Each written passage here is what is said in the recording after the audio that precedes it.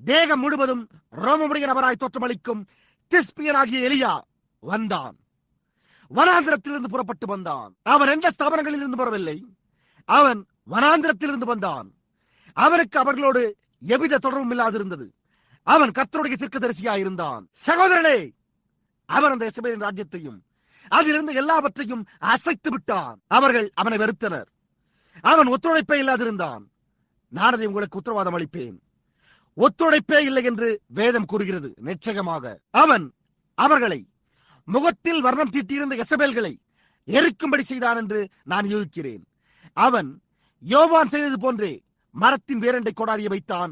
மரத்துண்டுகள் அவர்கள் விரும்பின இடத்தில் எல்லாம் விழுந்தன. ஆனால் அவன் அவளை அங்கே வைத்தான். அவன் தேசத்தை அசைத்து அவர்கள் தவறாக இருந்தனர் என்பதை காண்பித்து ஒரு உண்மையான ஜீவனுள்ள தேவனிடத்திற்கு அவர்களை திரும்ப அழைக்க எசபேல் வழிபாட்டிற்கு பதிலாக அவருடைய வார்த்தைக்கு திருப்ப முயன்றான். அவர்கள் என்ன செய்தனர்? அவர்கள் அவனை ஏற்றுக்கொண்டார்களா? அவர்கள் அவனை வெறுத்தனர். ஆனால் அவருடைய வார்த்தையே அப்படியே அந்த விதமாகவே புறப்பட்டு சென்றது. ஏனென்றால் அவன் கர்த்தர் உரைக்கிறதாவது என்பதை உடனாக இருந்தான். தேவன் அவனோடு கிரியை செய்து அவன் கூறின காரியங்கள் நிறைவேறியதன் மூலம் அவன் அபிஷேகிக்கப்பட்ட தீர்க்கதரிசி என்பதை காண்பித்தார். அவன் செய்த யாவும் அவன் தேவனுடைய தீர்க்கதரிசி என்பதை நிரூபித்தன.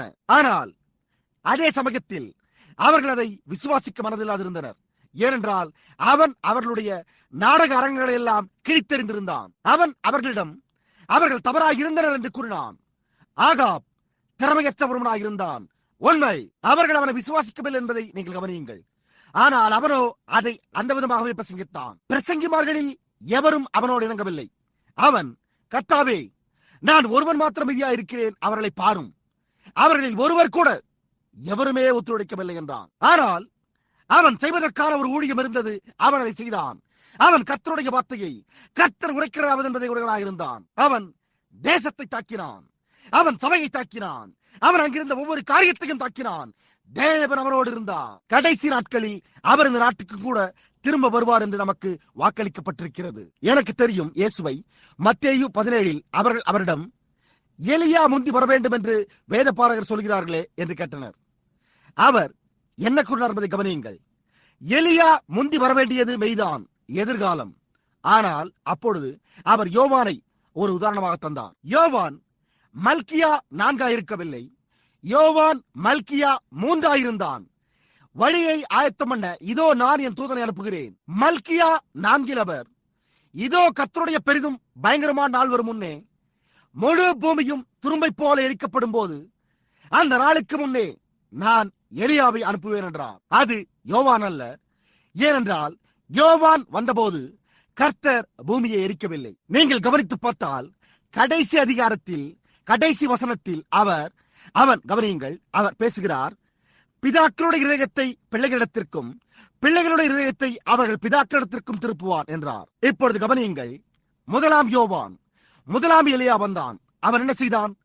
அவன் ஒரு செய்தியை கொண்டு வந்து பழைய வைதிக கடின இருதயங்களை இளைய சபையின் பிள்ளைகளின் விசுவாசத்திற்கு திருப்பினான். ஆனால் அடுத்த எலியா முடிவு காலத்தில் வரும்போது அவன் திரும்பிச் சென்று பிதாக்களுடைய இருதயங்களை எடுத்து பிள்ளைகளுடைய இருதயங்களை, சரியாக சொல்ல போனால் பெந்தேகோஸ்தே பிதாக்களின் விசுவாசத்திற்கு அவர்களை திருப்புவான். வித்தியாசத்தை காண்கின்றீர்களா? என்று நமக்கு இங்கே இருக்கின்ற பெயரளவில் உள்ளவர்களில் ஒருவராக அவன் இருக்க மாட்டான். அவன் நேராக அப்போஸ்தலர் 2க்கு சென்று சரியாக அங்கிருந்து துவங்குவான். அவன் கலப்படமற்ற சுவிசேஷத்தை பிரசங்கித்து அப்படியே பெந்தேகோஸ்தே நாளில் பேதுரு செய்த அதே காரியங்களை கூறுவான். ஏனென்றால் அவன் பெந்தேகோஸ்தே நாளில் என்ன கூறினான் என்பது மற்ற வேத வாக்கியங்களின் மூலமாக நிரூபிக்கப்பட்டிருக்கிறது. எலியா வருகிற போது அவன் ஏதோ ஒரு ஸ்தாபனத்தோடு சுற்றி பிணைத்திருக்க மாட்டான். அவன் எலியா செய்தது போன்றே அதை போன்றே ஸ்திரீகளை வெறுப்பான். அதாவது மோசமான, அப்படியே யோவான் செய்தது போலவே அவன் அவர்கள் இருந்தது போன்று அப்படியே வனாந்திர பிரியனாயிருப்பான். அவன் சும்மா விட்டு வைக்க மாட்டான். அவன் வருவதற்காக நாம் எதிர்நோக்கிக் கொண்டிருக்கிறோம். அவன் வருவான் என்று தேவன் கூறினார். அவன் இங்கிருப்பான். எந்த காரியமாயிருந்தாலும் இன்றைக்கு நாம் பெற்றுள்ள செய்தியானது அவனுடைய மகத்தான வருகைக்கு முன்னோடியாயிருக்கும் என்று நான் நம்புகிறேன். ஆமையா, அவன் ஏற்கனவே பிறந்து அவனுடைய பாதையில் இருக்கிறான். எலியாவை போன்றே வனாந்திரத்திலிருந்து திடீரென்று புறப்பட்டு வருவான்.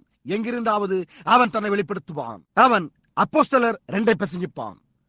அவன் இந்த பெந்தேகோஸ்தே பிதாக்களின் விசுவாச தண்டைக்கு திரும்பிச் சென்று இந்த பெந்தேகோஸ்தே பிள்ளைகளுக்கு பெந்தேகோஸ்தே பிதாக்களின் விசுவாசத்தை திரும்ப கொண்டு வருவான். அவன் அப்போஸ்தலர் 2க்கு திரும்பிச் சென்று அப்போஸ்தலர் 2:38 படிப்படியாக வருவான்.